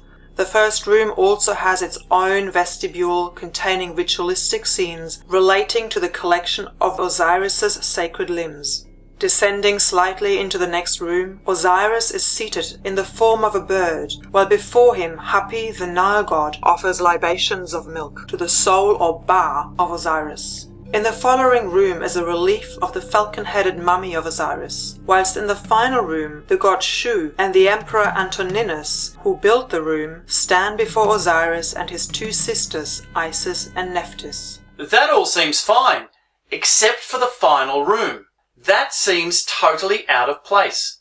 The carving may well be of Antonius, but this is one of the oldest parts of the temple, and Antonius would have been one of the more recent occupiers. So although we might think the Osiris chambers were built during the Ptolemaic period, here we have the upper rooms, or at least one of them, apparently built by Antonius sometime between 138 and 161 AD, which means that the second story is more than likely one of the more recent additions to the temple. Or is it? Perhaps it is the relief that is new, and not the room itself. If these chambers were all added by Antonius sometime between 138 and 161 AD, then they would appear to be a much later addition than the elements of the temple we have already explored. The question is, how much older are they than the inner chamber below? Returning back down the staircase to the ground level and into the final vestibule, one finds 3 small rooms in a row across the back of the temple. The walls of the western room are covered in images of Isis in her bark, and the walls between the rooms are covered with inscriptions of hymns and reliefs depicting ritual scenes and offerings to Isis. Built by Ptolemy II behind an ancient shrine of Ahmose II, which was afterwards demolished, the small, dark, rectangular central room and sacred inner sanctuary of Isis resembles the simple pre-dynastic reed shrines referred to by most Egyptologists. But is the inner sanctuary pre-dynastic? Perhaps not. I mean, that would date it back to before 3100 BC. But how are we to know for sure? What if it is, or some part of it is? We do know there was once a shrine here built by Ahmose II in the 26th dynasty. Who's to say there was nothing before then? And if there was, is it still buried beneath the sand and silt and under the water back on the island of Palak? For now, all we have to go by is what's on Aglika. Lit by 2 small windows, it was here, in the innermost room of the temple, that 2 large granite shrines once stood, one containing a golden statue of Isis, most likely locked within a smaller upright chest, made of wood and closed with 2 doors, the other containing the sacred bark in which the statue travelled. There may well have been 2 shrines, though I think in reality there would have only have been one in here, the other in another room, most likely the western room, the one with the images of the bark on the walls. That makes sense to me, but everything else is speculation. And just because the 2 shrines were found in the inner sanctum in the late 1800s doesn't mean they originated here. They may be much older than the current temple. In fact, they probably are, but I'll get to that in a minute. 3 times a day, at sunrise, midday and sunset, the doors were opened by the high priest, and the cult statue, often made of solid gold, was washed, purified, clothed, and had makeup applied. Isis was then worshipped through ritual offerings of incense, flowers, and different kinds of food. From here, every 10 days, the statue of Isis would have been carried out in procession from the temple on board her ceremonial bark to make a short journey across the water to the island of Biga to visit the tomb of her spouse Osiris. Very romantic, but all speculation. The golden statue of Isis and the ceremonial bark are both long gone, as are the two shrines which were moved to European museums in Florence and Paris during the 19th century, and only the red granite altar for the sacred bark remains, inscribed with the names of Ptolemy III, Euergetus I, and his wife Berenice. And here again, in the innermost part of the temple, is another red granite altar. This one's more damaged than the other one. Pieces missing off the side. It's very, very weathered. But it still has these cartouches scratched into it. This is very, very basic, very, very primitive. And if this stone was so important, they would have taken great care to make these inscriptions very, very clear, very, very clean. But they're not. This stone has been claimed by these people, not created by them. The red granite altar is virtually identical to the two in the other parts of the temple complex, both in its composition and form, and in its state of disrepair. So it is clearly contemporary with them. But just because Ptolemy III, Euergetes I, and his wife Berenice had their cartouches crudely carved on the front of it, doesn't mean it was actually placed here by Ptolemy III, nor that they even commissioned the piece in the first place. An amateur archaeologist could see with their own eyes that the stone itself was much older than 240 BC, and that clearly Ptolemy III had usurped it for his own use. So the question remains, when was the red granite altar actually quarried, by whom, and for what purpose? The center of the ancient world's worship of Isis, the Temple of Isis, has one further distinction in that it was the last surviving outpost of a nearly 4,000-year-old ancient Egyptian pagan religion. Some say that towards the end, for a time, perhaps a few hundred years, Christianity and pagan religion were practiced here side by side, with more than one inner sanctuary bearing traces of having been adapted to serve, at different eras, the purposes of a chapel of Osiris and of Jesus. And I will take a much closer look at the connection between Osiris and Jesus in a later episode.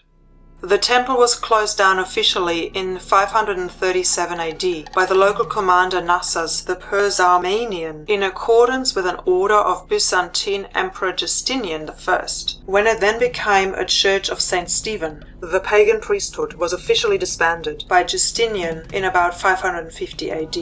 In assessing the Temple of Isis as it stands, the fact is it appears to be a real mismatch of constructions from numerous different reigns over, at the very least, a period of just over 1,000 years. And it doesn't stop with the interior walls. Heading west from the hypostyle hall and outside the temple, the outer western wall of the temple is covered with large reliefs, largely dating from the reign of Tiberius. So much of the conventional dating of this building just does not make sense. Tiberius? That's 42 BC to 37 AD, and the inner sanctum supposedly dates back to at least Ahmose II, probably much earlier, with the upper Osiris chambers built by Antonius sometime between 138 and 161 AD. There's certainly lots going on here. It's like a giant jigsaw puzzle. But thankfully the Temple of Isis is not the only structure on the island.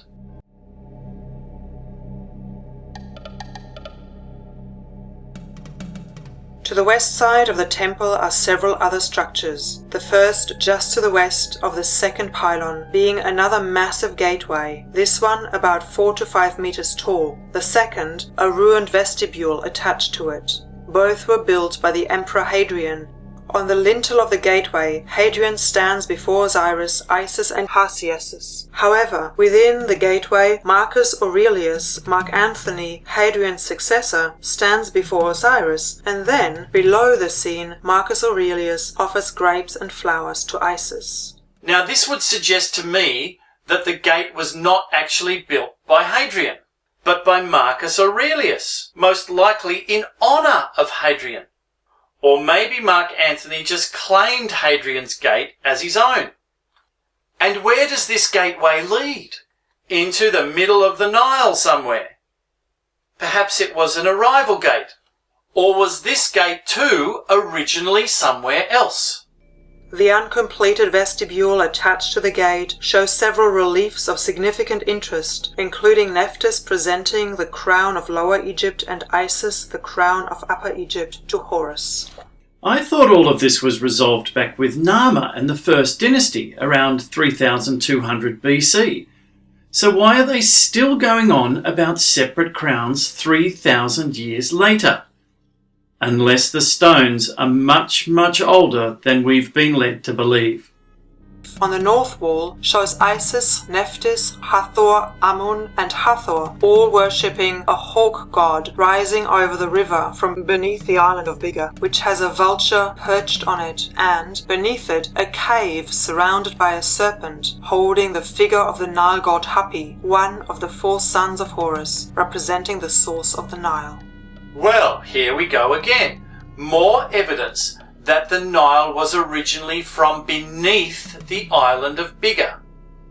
Add this to the fact that the ancient Egyptian priests, going back to 2500 BC and further, believed the source of all life emanated from beneath the island of Biga, and to me this clearly indicates that the vestibule, or the stones used to reconstruct it, belong to a period way before the Ptolemaic period. At least back to Nectanebo I, probably even further. One thing is certain, the gate and the stones in the vestibule are certainly not contemporary with each other. The remainder of the vestibule is really just a collection of stone blocks assembled to form the shapes of room foundations, possibly accommodation for the priestesses. Or is it? Here's some more of what I'm talking about. I'm outside the main temple, outside the wall, in some of the surrounding structures. And you can see here in the foreground, there's some sort of basin and a piece of a pillar made of red granite.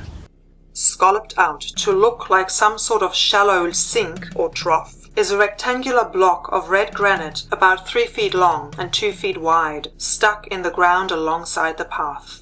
One can't be quite sure how far it is set below the surface, as only 3 to 4 inches protruded from the ground. Sitting inside it is another piece of red granite, a broken piece of a narrow round column about 9 inches in diameter and about 2 feet long. It's red granite, all right. And it's clearly worn, it's very, very old, especially when you compare it to the sandstone beside. And that just doesn't add up.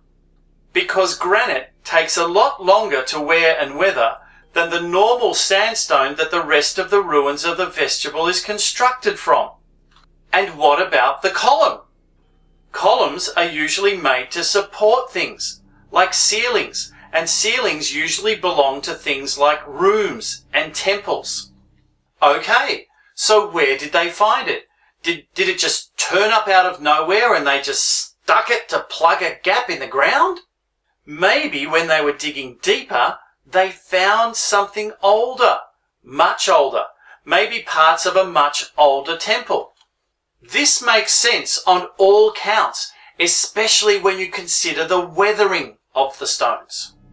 No less than 6 feet away is another massive block of red granite, about 3 feet high, 4 feet wide and 5 feet long. It too had been scalloped out to form some sort of trough or basin. A giant block, some sort of basin, again of this worn red granite, and there are pieces of it all around here, this fragment. Why have they been put here? I think they were dug up after the main temple had been moved. They were further down, they were discovered, and they brought them over here and had absolutely no idea where to put them. So they've put them randomly as parts of walls, as if they belong here. And it doesn't match the stones around it one bit. It's just been stuck in a gap to plug part of a wall. Now I'm really convinced. not only is the gate not contemporary with the vestibule, but the vestibule itself is not contemporary with the vestibule.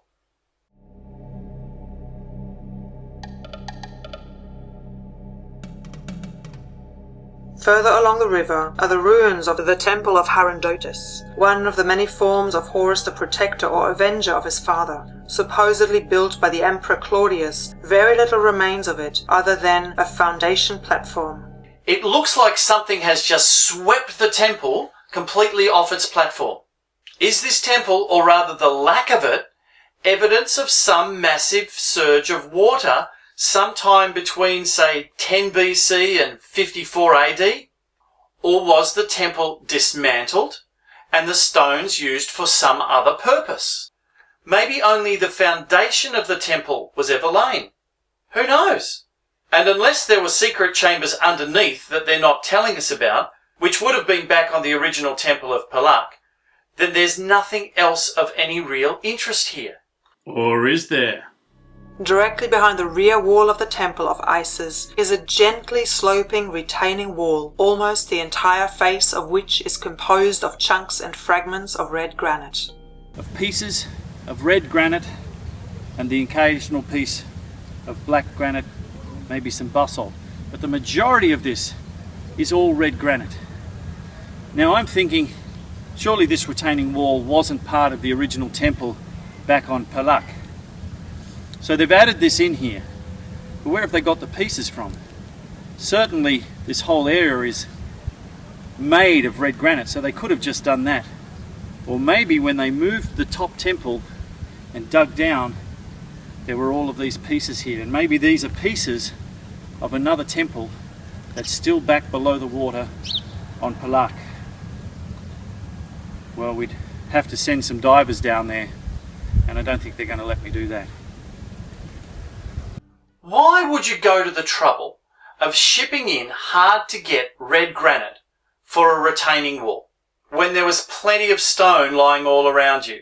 And if you wanted granite specifically, then why not use the pink-grey granite of the structure of either Palak or Aglika?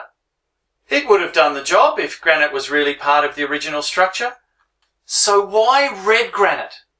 And where did it come from? Of course, the red granite must have originally come from somewhere in Aswan at some time in the distant past and finished up on Palak. But as what? I think it must have been part of the old temples, as steps, walls, columns, altars, etc., just like the altars in the inner courtyard and sanctuaries, and the fragments I found in the Hall of Ektenebo and on the western side of the island. It would also make sense why there are ancient altars and statues of red granite seemingly stuck in the middle of nowhere. But how far back were these temples built? Perhaps the answer is in the question, why use red granite? And every step unearths another mystery.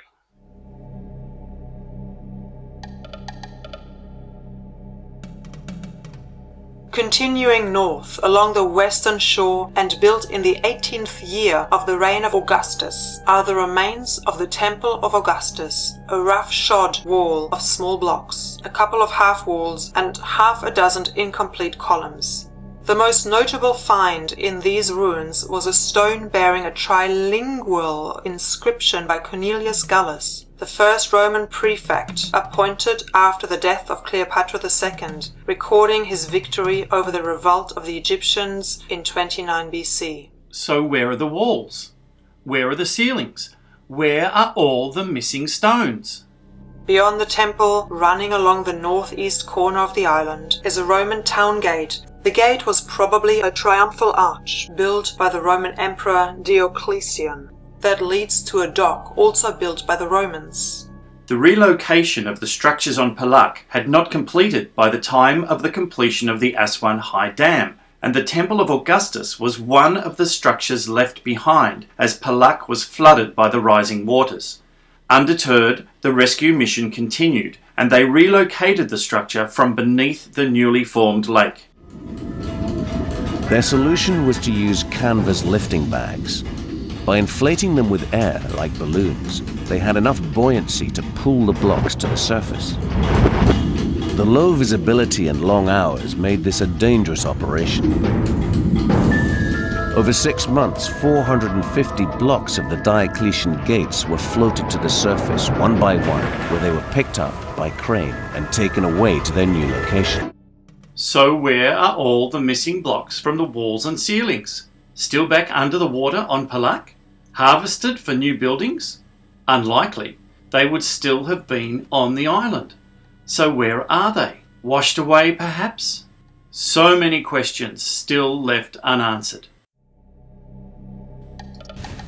Wow. Have a look at this. This has to be the piece de resistance. It looks like it could be a fountain, it looks like it could be a wheel, it could be a bath. Whatever it is, it's huge. It's made from a massive, solid piece of red granite that is very, very worn, very old. Now here's some simple logic. If this was inside that temple when they moved it, they would have taken it out, moved the temple, put the temple here on Aglika, and put this back where it belonged. But it's not. It's been put here in the outside as an afterthought. All of this had been transferred and put into place, and one of the last things they found deep down when they were digging was this. And it was so significant that they moved it and they've just put it outside here. Common logic tells you that this belongs to a much earlier civilization, much earlier temple, and the evidence for that is back under the water at Palak.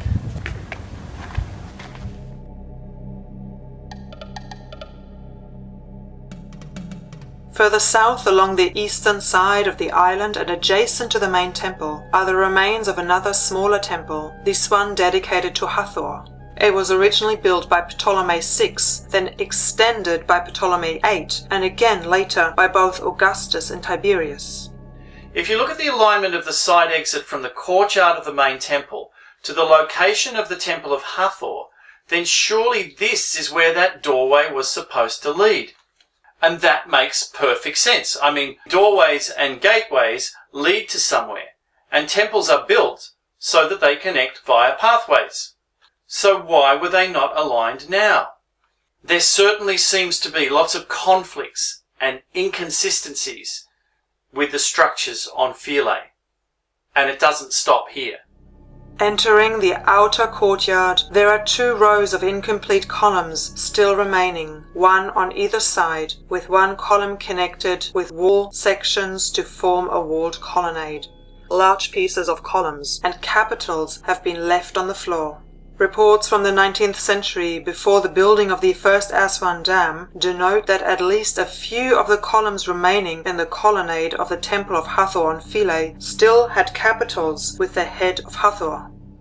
But in fact, the reconstruction looks clumsy, perhaps because of the original state of the temple, or perhaps because the reconstructors didn't know where the pieces actually went, or what to do with them.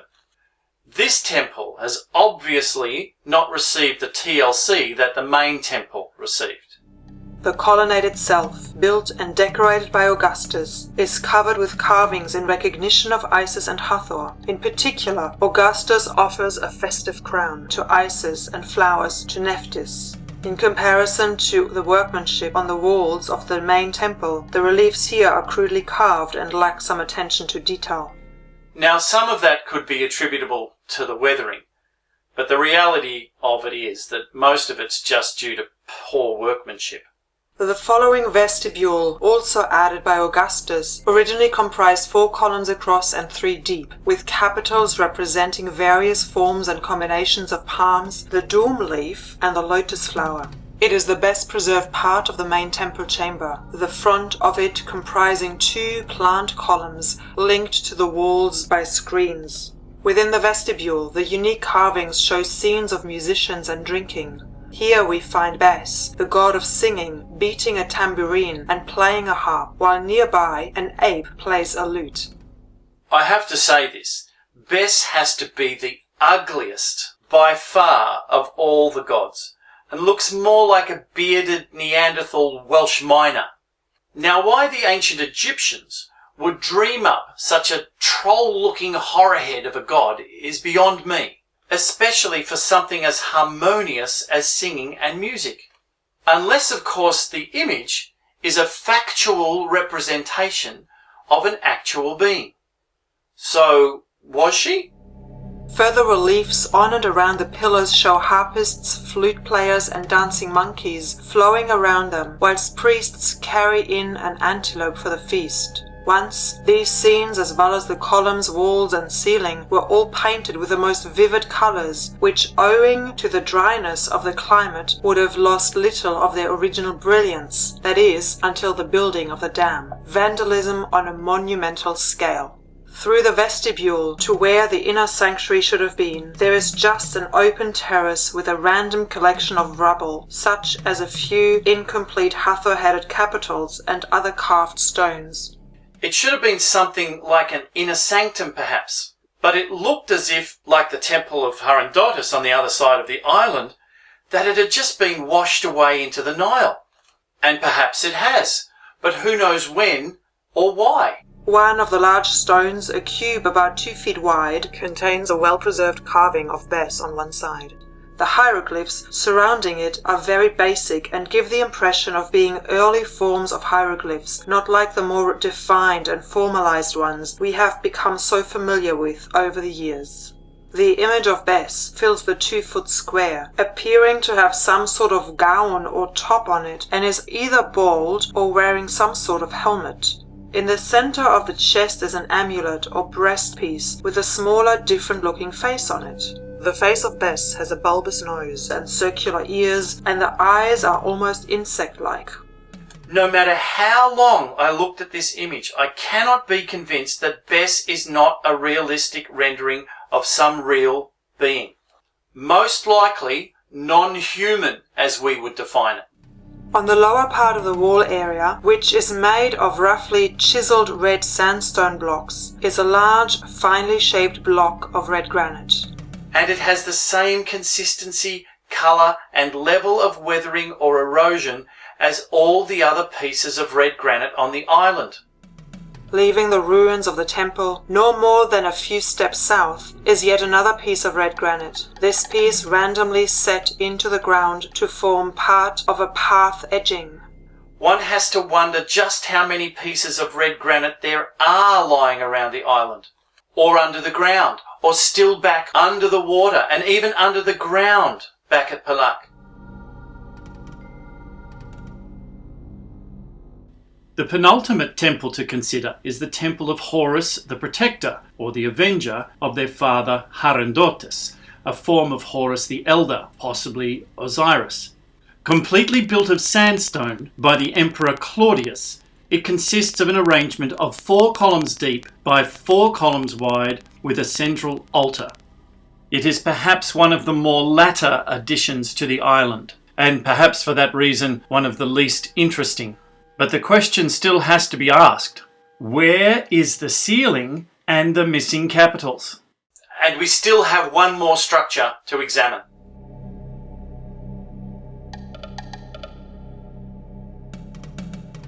About 30 meters east of the temple of Imhotep and southeast of the temple of Hathor and set right on the riverbank is the kiosk of Trajan, sometimes referred to as the Pharaoh's Bed, without doubt the most attractive and romantic building on the island.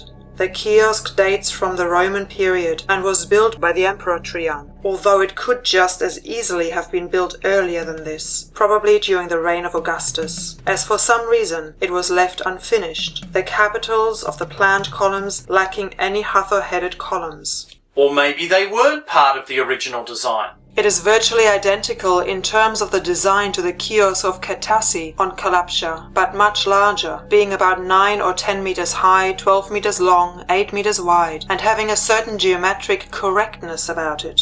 It appears that the whole kiosk is aligned to connect westward with a massive Ptolemy gate that leads into the first or outer courtyard. Which makes perfect sense. The structure itself consists of 14 columns, 5 deep and 4 across, with beautifully carved floral capitals that would have once supported a wooden roof.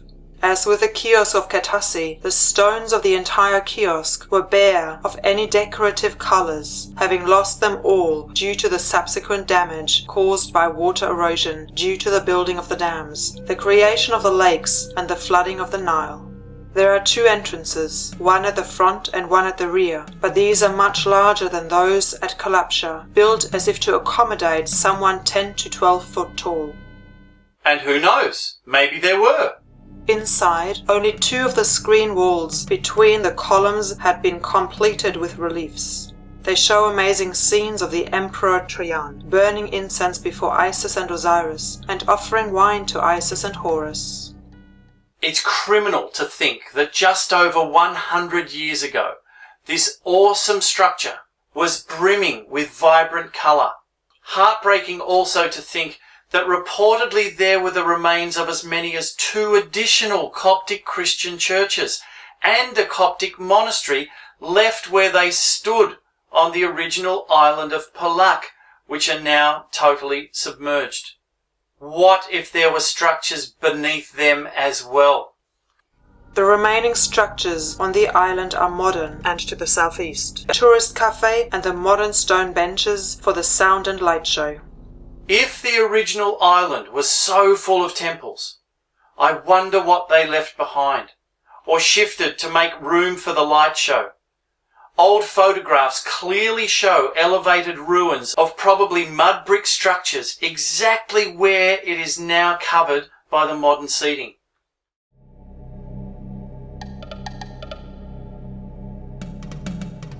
The religious complex at Philae was one of the last outposts of the ancient Egyptian religion, and it was difficult to overrate its importance. It survived for another 2 centuries after the Roman Empire converted to Christianity and attracted many Greek and Roman pilgrims who came to pray for healing from the mysterious Egyptian goddess Isis.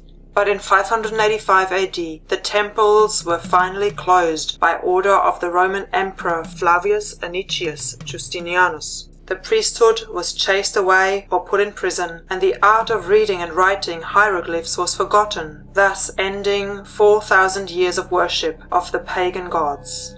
It ended not only a religion, but a way of living and a form of art that was spread far beyond the 2 lands of Egypt and all across the Mediterranean. Is the history of ancient Egypt just like the island of Philae, just like the reconstructions of the temples? Have blocks just been put into place, not really knowing the original history, the original outline, and the spaces filled in with concrete, not so much as to reconstruct the temple, but construct a tourist industry? Whilst the majority of the current ruins may in fact date to around the Ptolemaic era, the evidence found here and on Biga seems to contradict that was the time when the island of Palak was established. The evidence definitely dates back to at least around 600 BC, but probably back as far as 2600 BC or possibly even further. But has the real truth been left behind, hidden beneath the accepted story and beneath the waters of the Nile? To find out the truth, we have to keep digging, and digging deeper. For that, it's time that we had an overview of the documented history of ancient Egypt before the dynastic period. That's before 3200 BC, the time of the Zep Tepi. And we're going to do that in the next episode.